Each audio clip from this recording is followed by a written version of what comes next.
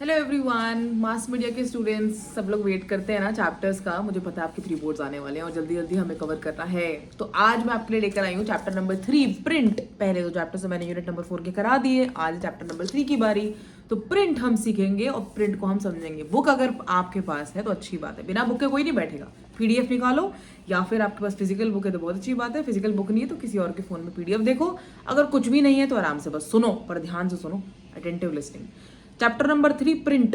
Print में सबसे पहले लिखा है कि न्यूज़पेपर ऑर्गेनाइजेशन के 5 मेन डिपार्टमेंट्स कौन से हैं। तो क्वेश्चन आएगा न्यूज़पेपर ऑर्गेनाइजेशन के 5 डिपार्टमेंट्स के नाम बताइए। तो पहला है एडिटोरियल डिपार्टमेंट, दूसरा है कमर्शियल डिपार्टमेंट जो कि एडवर्टाइजिंग और मार्केटिंग करता है, तीसरा है मैनेजमेंट का डिपार्टमेंट जो कि पॉलिसी बनाता है, अकाउंट्स एंड एडमिनिस्ट्रेशन देखता है, चौथा है टेक्निकल एंड डिस्ट्रीब्यूशन वर्क जो कि आपका टेक्निकल एंड डिस्ट्रीब्यूशन वर्क, ये चौथा और पांचवा आपका डिपार्टमेंट हो गया न्यूज़पेपर ऑर्गेनाइजेशन में। तो यहाँ पे बात हो रही है मास मीडिया की, और मास मीडिया के अंदर हम बात कर रहे हैं प्रिंट मीडिया की, जिसमें हम फर्दर बात कर रहे हैं न्यूज़पेपर की, अखबार की। सबके घर में आता है ना अखबार, तो हम देखेंगे कि उस अखबार को कैसे छापा जाता है, उस अखबार में कितनी ज़्यादा मेहनत लगती है, कैसे उसको प्रोड्यूस करते हैं। अब यहाँ पे लिखा हुआ है कि जो न्यूज़ का जो कंटेंट होता है ना, वो एडिटर और उसकी टीम जो है वो बनाती है, प्रिपेयर करती है। और जो एडवर्टाइजिंग डिपार्टमेंट होता है, मार्केटिंग डिपार्टमेंट होता है, वो कमर्शियल कंटेंट को जनरेट करता है। ये बुक आपकी सीबीएसई का मटेरियल है, तो अगर बुक के साथ साथ मेरे साथ हो तो बहुत बढ़िया समझ में आ जाएगा। एडवर्टाइजिंग एंड मार्केटिंग डिपार्टमेंट जो है कमर्शियल कंटेंट को जनरेट करते हैं, और टॉप मैनेजमेंट क्या करती है, न्यूज़पेपर की पूरी ओवरऑल पॉलिसी डिसाइड करती है, जो कि एडिटोरियल टीम को फॉलो करनी होती है। अब आगे देखिए एडिटोरियल टीम के मेन काम क्या है, मेन एक्टिविटीज क्या है। तो एडिटोरियल टीम की मेन एक्टिविटीज पहली है कि हेडलाइन बनाना। क्या बनाना? हेडलाइन बनाना। सेकंड क्या है? न्यूज रिपोर्ट्स बनाना। क्या बनाना? न्यूज रिपोर्ट बनाना। फिर फीचर न्यूज़पेपर के अंदर ना एक होता है आपका न्यूज हेडलाइन न्यूज, और एक आपका होता है फीचर। वो दोनों चीजें डिफरेंट है, आगे बताऊंगी कैसे। एडिटोरियल लिखना और पेज मेकिंग करना, ये सब किसका काम है? एडिटोरियल टीम का काम है। The duties of editorial team. अब यहाँ पे लिखा हुआ है headlines capsule whole stories into few words. जो हेडलाइन होती है ना, वो पूरी कहानी को कुछ वर्ड्स के अंदर कैप्सूल कर लेती है, मतलब उसको जो है उसके अंदर एनकम्पास कर लेती है, या उसको पूरा कंसिस्ट करती है। ठीक है, क्योंकि न्यूज़पेपर के जो कॉलम्स है वो लिमिटेड होते हैं। और टाइपोग्राफी मतलब लिखने का फॉन्ट का जो स्टाइल है वो इस तरीके से चूज किया जाता है कि वो प्लीज करे आईज को, मतलब देखने में आपको एकदम से अट्रैक्ट हो आप कि अच्छा मुझे ये न्यूज पढ़नी है। ठीक है, yet headlines are not mere summaries, लेकिन फिर भी हेडलाइंस जो होती है ना वो पूरी समरीज नहीं होती। हमें कई बार क्या करना पड़ता है, इफेक्टिवनेस करने के लिए एक्शन वर्ड का इस्तेमाल करना पड़ता है। Headlines are usually written in the historical present tense. Headline कैसे लिखी जाती है? हिस्टोरिकली प्रेजेंट टेंस है, मतलब वर्तमान काल में लिखी जाती है, और पॉजिटिव टोन में लिखी जाती है। इसलिए वर्तमान काल में लिखी जाती है क्योंकि इमीडिएसी टू द न्यूज चाहिए, मतलब अभी अभी कोई चीज घटित हुई है तो उसको थोड़ा इमीडिएसी दिखाने के लिए यहाँ पे प्रेजेंट टेंस का इस्तेमाल किया जाता है। अब आगे आ जाओ, यहाँ पर कुछ एग्जाम्पल लिखे हुए हैं कि हेडलाइंस जब कोई ट्रेजेडी हो जाती है तो हेडलाइंस किस तरीके से डिजास्टर स्टोरीज को कैसे कैसे जो है कवर किया जाता है। तो उसमें दो एग्जाम्पल दे रखे हैं, बट एग्जाम के लिए कुछ काम के नहीं है। अब आगे आ जाओ, हेडलाइंस अलग अलग तरह की होती है। एक होता है बैनर, एक होता है बॉक्स हेडलाइन, और एक होती है फ्लश हेडलाइन, तो ये और एक होती है क्रॉस लाइन, और एक होती है इन्वर्टेड पिरामिड हेडलाइन। तो ये 5 तरह की हेडलाइन है जो इस पैराग्राफ में ना एक्सप्लेन की हुई है। तो ये आ सकता है कि भाई 5 तरह की कौन कौन सी हेडलाइन होती है। तो पहली कौन सी होती है? बैनर, दूसरी कौन सी होती है? बॉक्स्ड, तीसरी कौन सी होती है? फ्लश, चौथी कौन सी होती है? क्रॉस, और पांचवी कौन सी होती है? Inverted pyramid headline. तो इसको थोड़ा सा गूगल करो और थोड़ा सा इसकी इमेजेस देखो निकाल करके, ठीक है, या चैट जीपीटी की मदद लो, लेकिन ये हेडलाइंस की 5 कैटेगरी समझ लो। उसके बाद आ जाओ, न्यूज रिपोर्ट क्या करती है? न्यूज रिपोर्ट्स जो होती है वो प्रेजेंट करती है ब्रीफ राइटअप्स। राइटअप्स मतलब छोटा सा write up, written text. Written text about what? Events, issues मतलब कोई भी जैसे मुद्दे हैं आजकल के, या पीपल, लोगों के बारे में। तो ये जो है न्यूज रिपोर्ट प्रेजेंट करती है। और फीचर में क्या होता है? फीचर न्यूज रिपोर्ट से अलग कैसे? फीचर में आप डिटेल में जाओगे, आप बड़ा सा कॉलम आपको मिलेगा, या बड़ा सा आपको एडिटोरियल मिलेगा जिसमें बहुत अच्छे से एनालाइज किया हुआ है उस सिचुएशन को। जैसे आप कोई भी अखबार खोलो तो फ्रंट पेज पे आपको मेन हेडलाइन, सब हेडलाइन और नॉर्मल न्यूज दिखती है ना, लेकिन बीच जब आप उसको पलटोगे तो बाद में एडिटोरियल का पेज आएगा जिसमें बड़े बड़े फीचर्स होंगे, मतलब बड़े बड़े आर्टिकल लिखे होंगे, और डिटेल में जो करंट जो सिचुएशन है, करंट जो स्थिति है उसको एक्सप्लेन किया जाता है। तो उस तरह के बड़े बड़े आर्टिकल को हम बोलते हैं फीचर। क्या बोलते हैं? फीचर। ठीक है, तो यही लिखा हुआ है यहाँ पे। अब आगे देखो, news reports are written by staff reporters. News report कौन लिखता है? स्टाफ रिपोर्टर लिखता है। कॉरेस्पॉन्डेंट, आर्टिकल जब छपता है ना तो उसके ऊपर लिखा होता है यहाँ पे बाय दिस कंपनीज कॉरेस्पॉन्डेंट। जिस भी कंपनी का आप जो है न्यूज़पेपर लेते हो तो कॉरेस्पॉन्डेंट न्यूज़ रिपोर्टर बात ऑलमोस्ट सेम ही है। अब यहाँ पर आएगा डिफाइंड फीचर। फीचर क्या होता है, एग्जाम में आया डिफाइंड फीचर। फीचर क्या होता है? फीचर कुछ नहीं होता, feature is an editorial. Feature is an essay like piece written for publication in a newspaper. अखबार के अंदर अगर निबंध जैसा एसे लाइक पीस अगर लिखा हुआ है उसको आप बोलोगे फीचर। न्यूज़ रिपोर्ट क्या करती है, न्यूज़पेपर में डोमिनेट करती है, लेकिन मैगजीन में क्या डोमिनेट करता है? फीचर। मैगजीन, आप कोई भी मैगजीन खरीदो, तो मैगजीन में आपको क्या मिलेगा? फीचर मिलेंगे, क्योंकि वहां पे आपको मिलेगा स्टूडेंट्स डिटेल्ड एनालिसिस। चलो अब देखो कवर स्टोरी इन मैगजीन। तो पहले एचटी का जब मैं पढ़ती थी पेपर तो उसमें ब्रंच आती थी, हमारी संडे वाली मैगजीन आती थी। तो संडे मैगजीन में जो फ्रंट का पेज होता था ना उसमें कवर स्टोरी आती थी, किसी भी क्रिकेटर का, किसी भी फेमस लेजेंड का या फेमस सेलिब्रिटी का पूरा इंटरव्यू आता था, 3 पेज का उसी का होता था। तो उसे बोलते हैं कवर स्टोरी। क्या बोलते हैं? Cover story.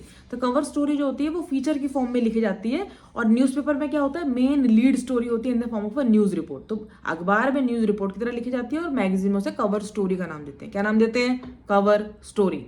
ठीक, अखबार में कवर स्टोरी नहीं है उसमें, लेकिन आजकल ऐसा होने लग गया है, कई बार कवर स्टोरी नाम का एक बीच में पन्ना भी वो डाल देते हैं इन द न्यूज़पेपर, जहाँ पे एक बड़ा सा एडिटोरियल होता है, तो वो हो सकता है। अब आगे देखो इंटरव्यू में यहाँ पे लिखा हुआ है फीचर में sometimes take the form of interview. अब जो फीचर लिख रहे हो, आपकी सेलिब्रिटी को इंटरव्यू कर रहे हो, तो वो इंटरव्यू की फॉर्म में दिखा सकते हो आप। बातचीत के फॉर्म में होता है कई बार, डायलॉग में, ठीक है, कि रिपोर्टर ने ये पूछा उसने क्या आंसर दिया, फिर रिपोर्टर ने ये पूछा उसने क्या आंसर दिया। तो फीचर जो है कई बार इंटरव्यू की फॉर्म ले सकते हैं, क्योंकि इंटरव्यू जो होता है इंपॉर्टेंट सोर्स ऑफ इन्फॉर्मेशन होता है। इंटरव्यू से क्या होता है? इंफॉर्मेशन का इंपॉर्टेंट सोर्स है। अब देखो features frequently quote several opinions. Features क्या करते हैं? फ्रीक्वेंटली करते हैं coat several opinions.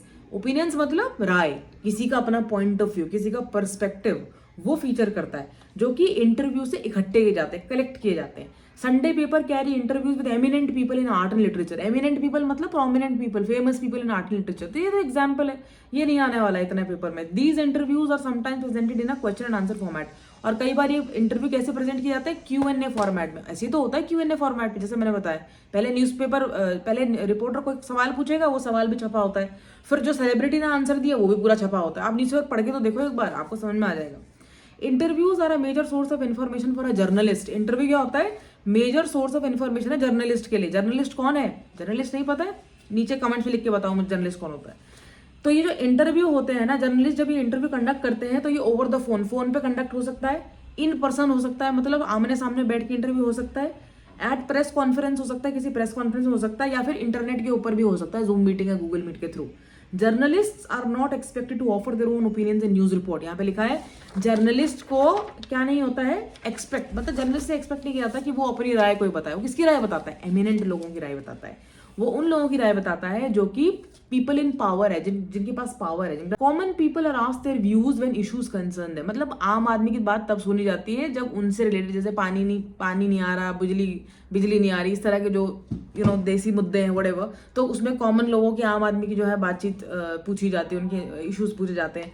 Pot holes नहीं भरे हुए हैं, सड़कें नहीं बन रही हैं, तो उसके लिए किससे पूछोगे? तब थोड़ी सेलिब्रिटी के पास जाओगे, तब तो आम आदमी के पास जाओगे। तो कॉमन पीपल के भी व्यूज कभी कभी लिए जाते हैं, लेकिन कॉमन पीपल को यहाँ पे लिखा हुआ बुक में कि रेयरली नॉमिनेटेड होते हैं, लेकिन एमिनेंट पीपल जो है बार बार नॉमिनेट होते हैं कि इनको लेकर आओ इंटरव्यू के लिए। क्या रीजनिंग है इसके पीछे? यहाँ पे लिखा है the reasoning behind this is that people with power and position make news while common people do not.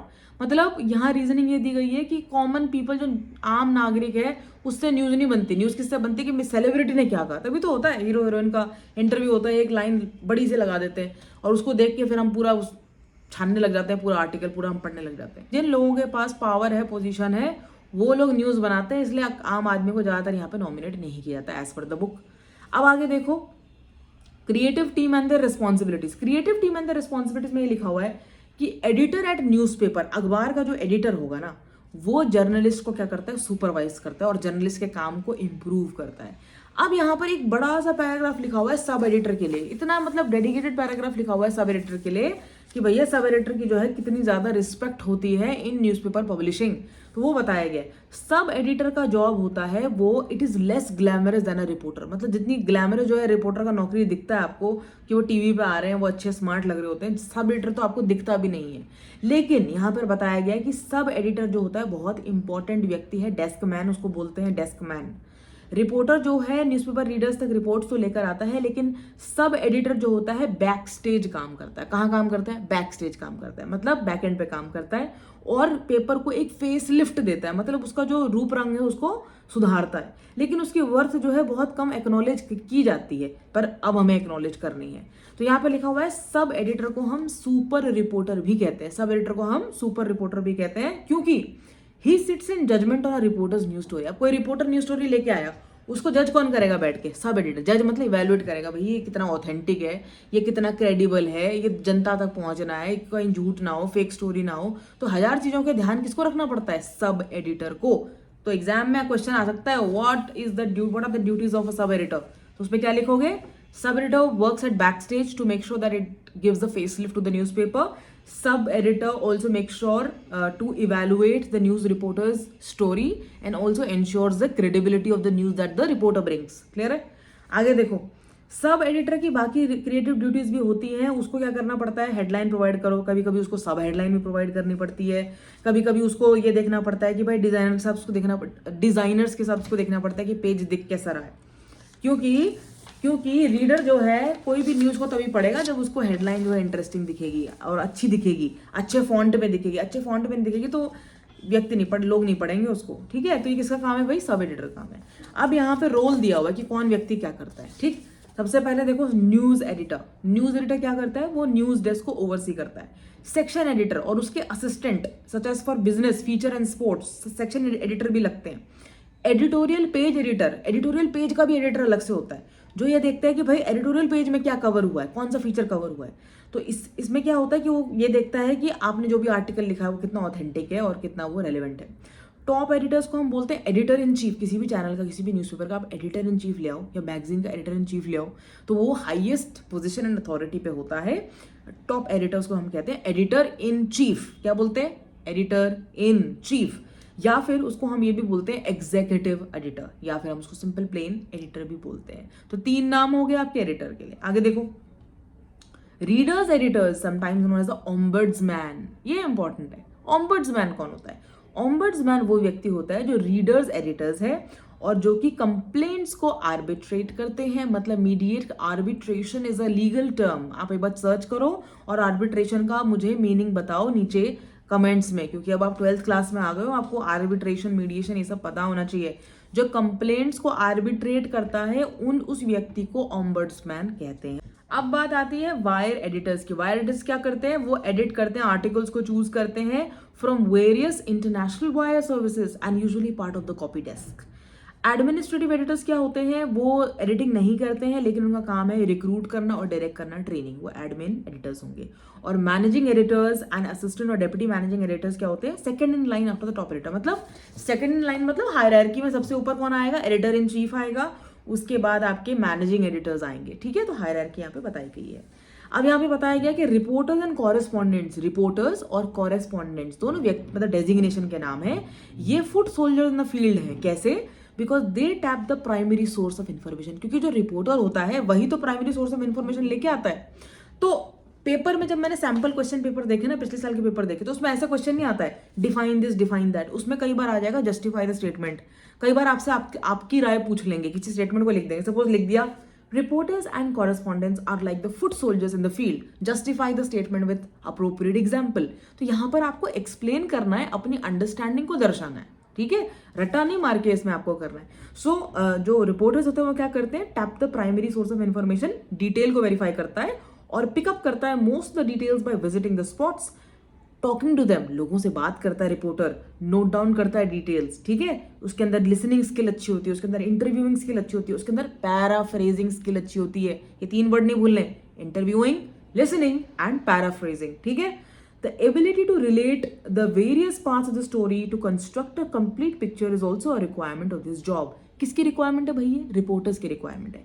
Reporter, अगर कोई बंदा बनने जा रहा है रिपोर्टर, तो उसको उसके अंदर एबिलिटी होनी चाहिए कि वो कहानी के अलग अलग हिस्सों को इस तरह से कंप्लीट करे, इस तरह से कंस्ट्रक्ट करे कि वो एक कंप्लीट पिक्चर दर्शाए, ठीक है। आर पोर्टर इज ऑफ 10 called nosy looking for a scoop, it is not to, अच्छा ठीक है, ये क्या लिखा है ये तो मुझे खुद नहीं समझ में आ रहा है, बट आप आगे आगे देखो। अब आगे लिखा है on the flip side of this, flip मतलब कॉन्ट्रास्टिंग, उल्टी साइड पे, on the flip side of this is what we witness sometimes the commercial pressure to outdo the competitors and therefore sensationalize with a view to push up the circulation of the newspaper। तो कई बार ये लिखा, कई बार ये ऐसा होता है कि हमें जो न्यूज़ रिपोर्टर्स होते हैं या न्यूज़पेपर वाले होते हैं वो कंपटीशन के चक्कर में उनको अपनी अपनी न्यूज़ को सेंसेशनलाइज करना पड़ता है, क्योंकि सेंसेशनलाइज करेंगे तभी ज़्यादा लोग अट्रैक्ट हो पाते हैं, नहीं तो फिर कोई पढ़े ना पढ़े, that is really a big concern, ठीक है। तो वैसे ये अनफेयर टेंडेंसी है, न्यूज़ को सेंसेशनलाइज करना अनफेयर टेंडेंसी है, और कई बार इस सेंसेशनलाइजेशन से, ये हाइप बनाने के चक्कर में होता क्या है, रिपोर्टिंग जो है इररिस्पॉन्सिबल हो जाती है, रिपोर्टिंग जो है मोटिवेशन से हट जाती है, रिपोर्टिंग जो है सिंपल सेंसेशनल रिपोर्टिंग होती है।